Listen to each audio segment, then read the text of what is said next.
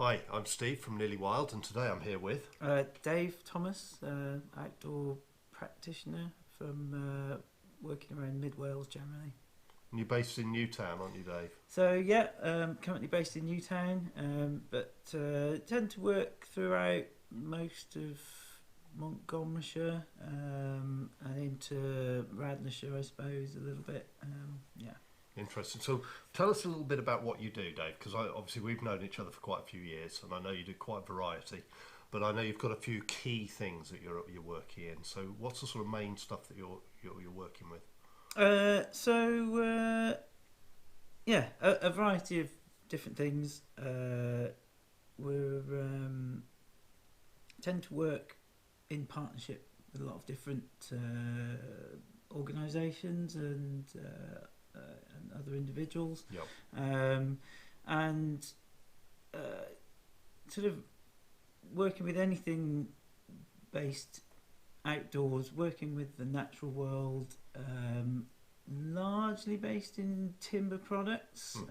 So whether that's actually managing small woodlands or working with products from woodlands. So a lot of the work that I tend to do is building things out of timber, locally sourced timber. It's important to me that it's well managed, locally sourced timber, and benefits the natural environment locally. The way that timber is managed. That way, we're working with a sustainable product, and the type of things that I build are low impact structures generally. So generally small scale timber frame stuff. A lot of the time it's for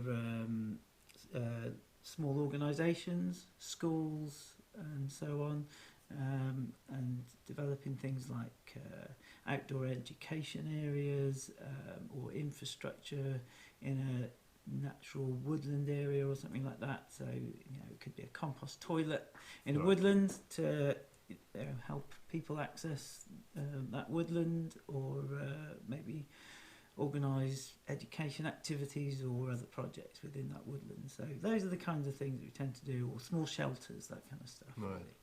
Really. So just so I understand, I mean, is that are you working with education projects? Are you doing forest school type stuff, or is this in addition to that, or is it separate to that? So I kind of see that as a slightly separate part of what I do. Right. So it's working with these materials and building these things, and then there's another element to what I do where I'm essentially teaching a lot of those skills, really. Okay. So work with a number of different organisations and tend to be delivering courses then, or courses or experience days and things like that.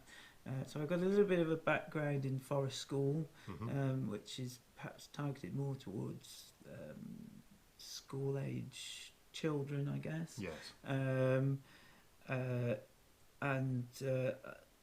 I think that's a fantastic system for teaching in the natural environment, using the materials of the natural environment to educate, help people to understand how to use natural materials. Right. And that comes with a raft of other benefits, mental health, for instance, and well-being. So I've done an amount of that. However, recently I've tended to be working with older groups of people, so anything from about the age of 16 up to 60, Right. on various different projects, and we're generally delivering training and education in an outdoor natural environment, often within woodland setting. Yep. Again, we're applying similar principles to forest school, so we're looking at using materials found and sourced on site, and we're perhaps managing that woodland that we're working out of, and kind of piecing all of these things together. So people that we're working with majority of the time, long-term unemployed, people with mental health issues or addiction issues, who are perhaps struggle to get something from different kinds of services, but we tend to find that doing something practical in the natural environment and in their own community, so these people are working not too far from where they live, Right. so they're actually seeing improvements to their local natural environment, that could be some conservation work or managing a woodland in a sustainable manner, and then also so again using those materials from that natural environment then to build things.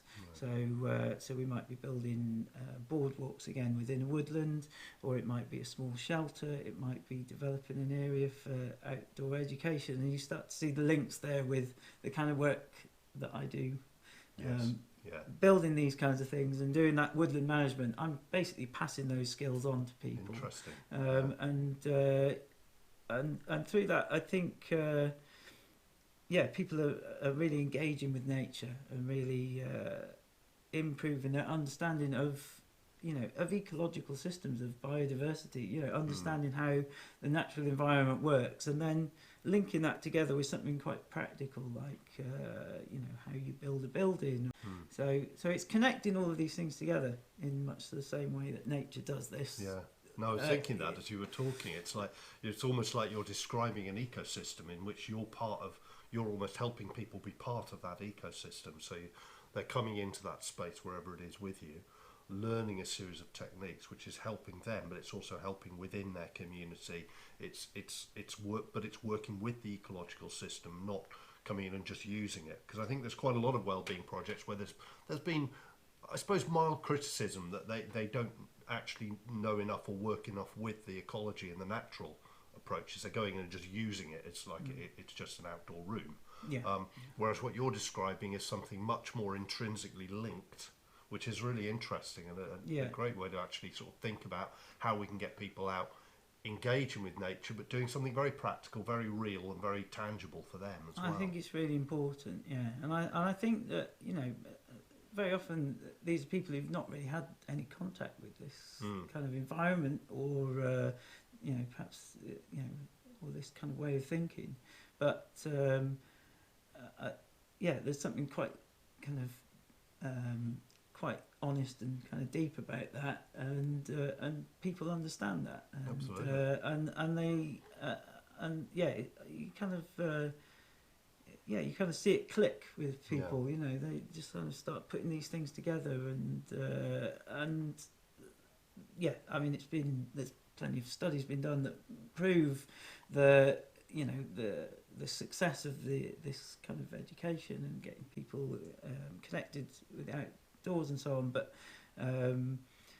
just from my personal experience, I mean, I've seen it, genuinely turn people's lives around. People have been really stuck in a bit of a rut, and it just seems to work where other approaches don't. I'm not saying it's a panacea or anything like that for people, but it certainly seems to reach some really hard to reach people and really seems to inspire them. And we've seen people, like I said, stuck in quite a difficult place in their life, really turn things around, and it's really motivated them to get on and get involved in. Sometimes it's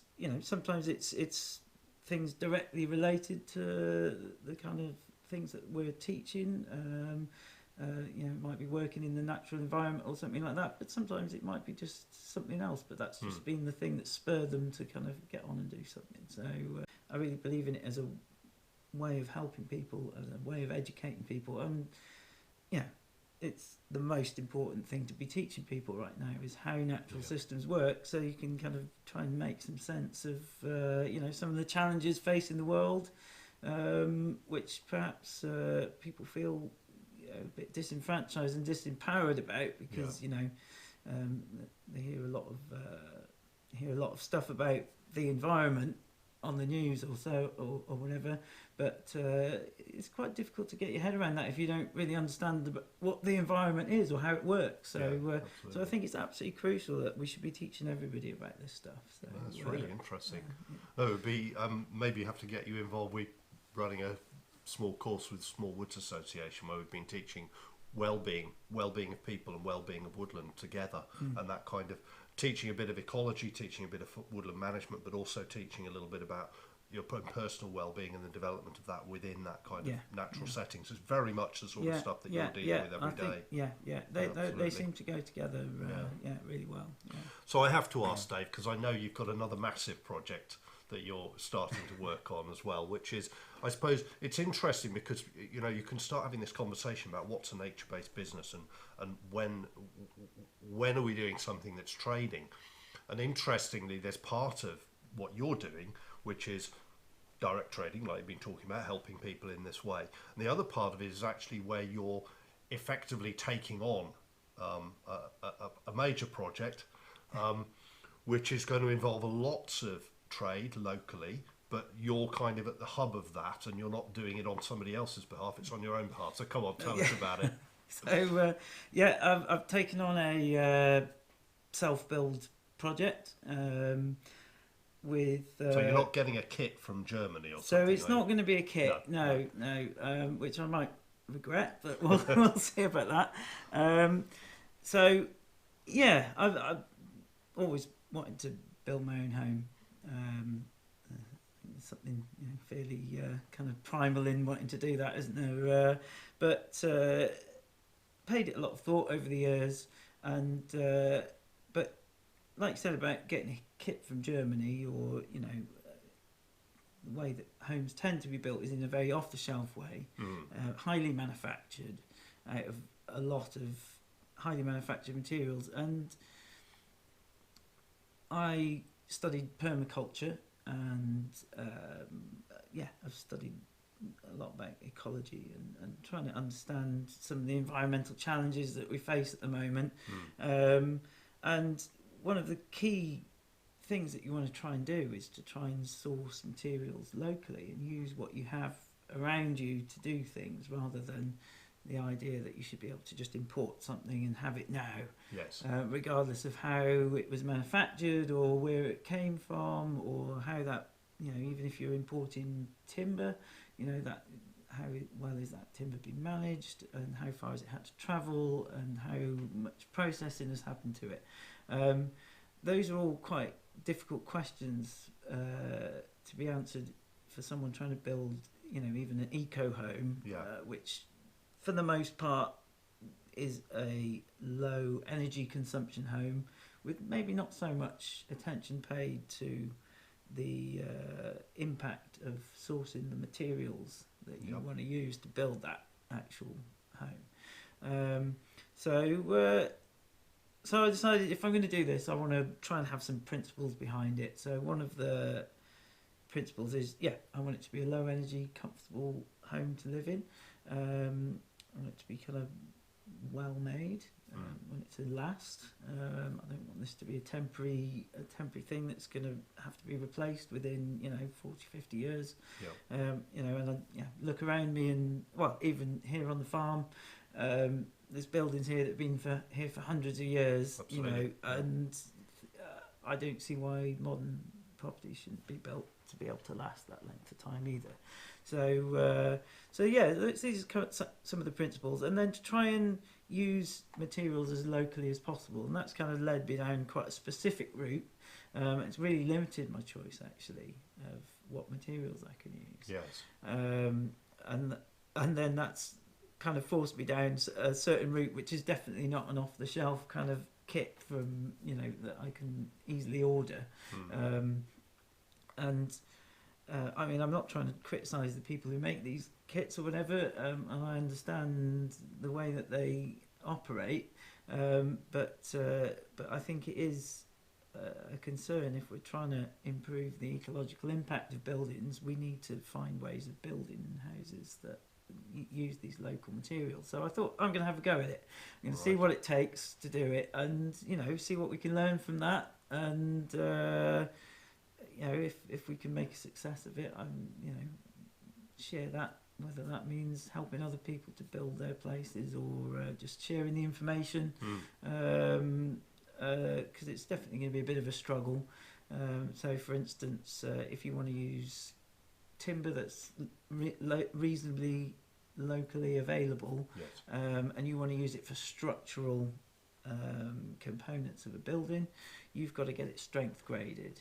And the easiest way to get strength graded timber is to buy factory graded timber, and the vast majority, nearly all of factory graded timber is imported from Europe now, largely, Yep. kind of Eastern Europe and Scandinavia, or if you're using hardwoods like oak and so on, that tends to be sort of France and again Eastern Europe.